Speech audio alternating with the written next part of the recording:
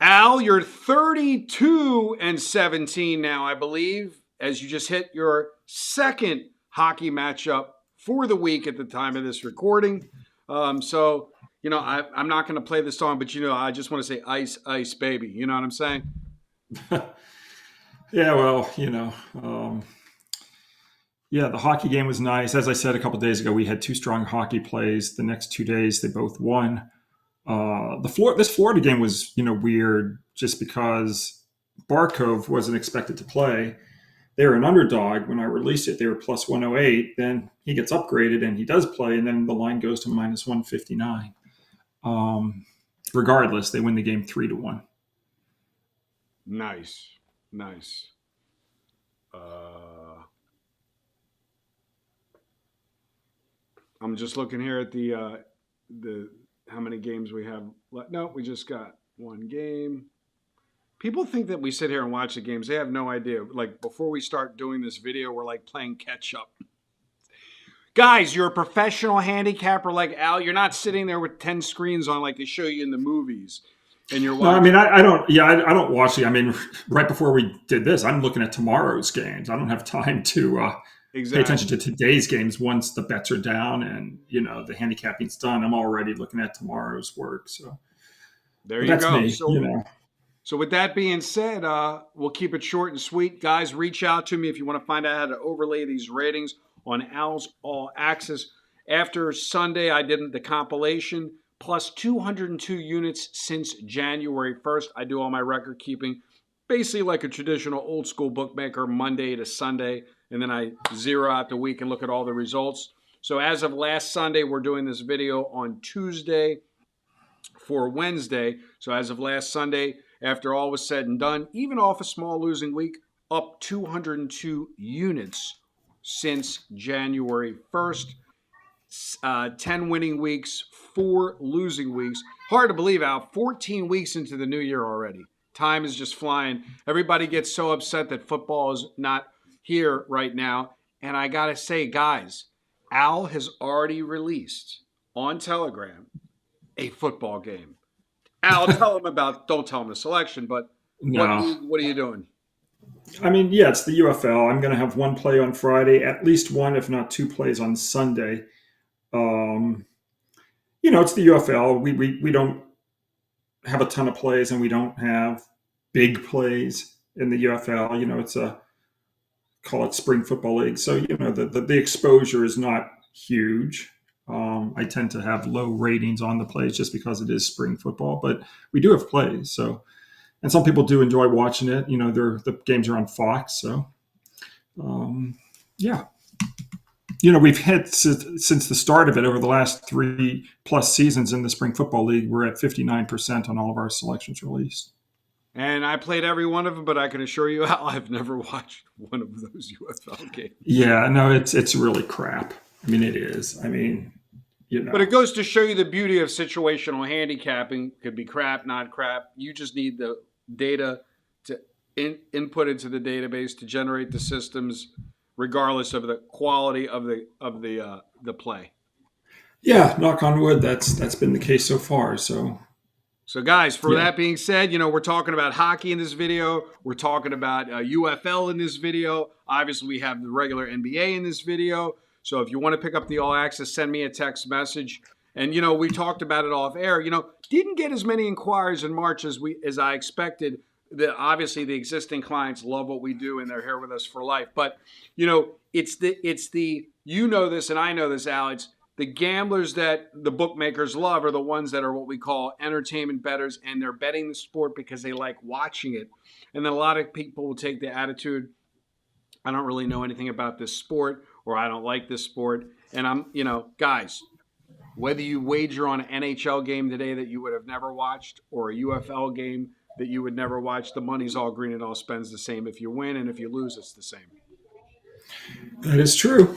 That is true. And I with mean, that I don't being watch. said, I hardly watch any of these games. So exactly.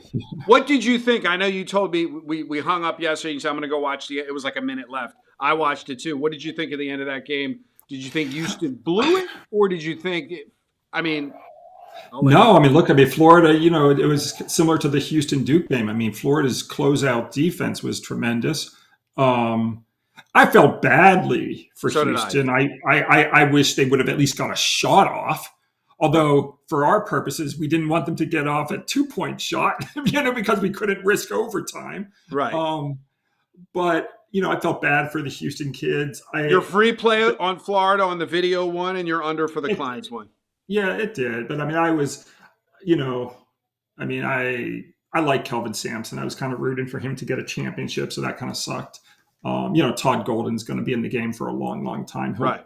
get hit. I mean, he was going to get his eventually, but Yeah. yeah, Most people don't know Todd Golden, but myself, he actually played. I don't know if you know this. He played. He played for the Maccabi Tel Aviv in Israel. A lot of these players, when they leave college, they go to Israel and they go to Turkey and they go to Greece and they play. So like I've been following him since he was in Israel playing. yeah. I don't know if a lot of people know about the four coaches, but one, Kelvin Sampson is a Native American, Right.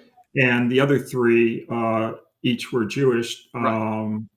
Yeah, so I mean, it was And he was Todd worked under uh, Auburn Pearl, Bruce and Pearl. he basically was his mentor. Yeah. So Yeah. So I mean, I was kind of rooting for either Pearl or Sampson just because, they're the old time coaches. And I've liked Bruce Pearl ever since he I was at love him. Wisconsin, Milwaukee. Right, right. But yeah, I mean, Florida was a great team. All four teams were great teams. Any of them would have been a deserving champion. So I thought this was maybe the best Final Four we've ever had as far as the quality of teams, the level of competition. So I thought it was just a brilliant tournament. I have to send you the article, and if any client watches this or not client, but just I was reading a couple articles on sports media, and they were basically saying the way they've changed the game. Expect this to be more likely in the next decade where the highest seeds end in the end, where it's going to almost be like non-competitive for the upset side. I'm not talking about point spreads. Like they were basically saying, don't be shocked if for the next 5 years you see ones and twos in the Final Four. Yeah, is that because of the NIL money Right. and everything? Exactly. Yeah. Exactly. Yeah, yeah, because then all these players from the mid majors and whatever, they jump to the high, as they make a name for themselves, they can move up the ladder, so to speak.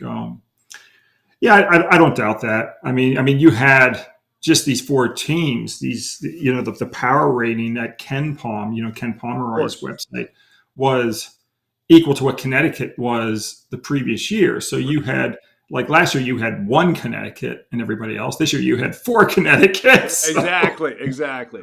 So it's going to be it's disappointing for the lower rated teams, but it's going to also make the competition greater at the top. I don't want to say it's pro-arizing, if that's even a word, basketball like it and college football like it's the NFL, and it's almost like these are like the D leagues of pro now with the NIL money. Yeah. So, I don't know. And we talked about it even something we talked about maybe about a week or two ago. Just the shot clock is what moved everything to where it was, where you don't get any upsets really, and now with this, it just moves it even further, where it's just exactly going to be the elite teams are going to win these things. So with that being said, you guys have heard what we had to say. I want to hear what you have to say with your complimentary selection. So there's a race at the bottom of the Eastern Conference for the last seed. Well, they're both going to make it, but who's going to have the home court advantage in the play-in round in the first round? Miami and Chicago have equal records right now with 3 games to go. They're both 36 and 43. And Miami has been installed as a 1 or 2 point road favorite at Chicago on Wednesday. I like Chicago as a home dog. Chicago, of course, coming off that big blowout win tonight as we record this on Tuesday. They lost to Cleveland 135-113. But when you take a look at what Miami's done, if it's off a win and if its opponent is off a loss, they've not done very well. They're 36 and 57 ATS. So we're going to take Chicago off that 22-point loss to Cleveland. We're going to grab the 2 points as a home dog in this very important game for both teams. There you go, guys. That is your complimentary selection. Reach out to me, get access to the All Access. NHL, UFL, NBA. Let's rock and roll, guys. Good day and good luck.